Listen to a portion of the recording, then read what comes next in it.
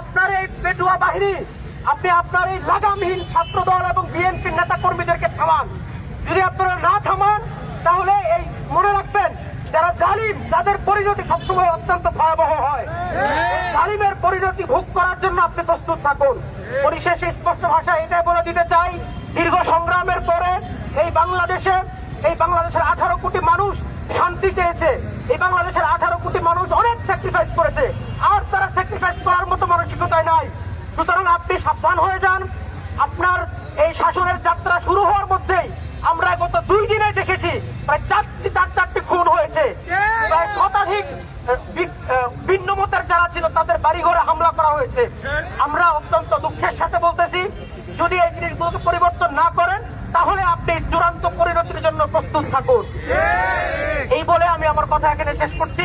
ইনকিলাব জিন্দাবাদ, বাংলাদেশ ইসলামী ছাত্র শিবির জিন্দাবাদ।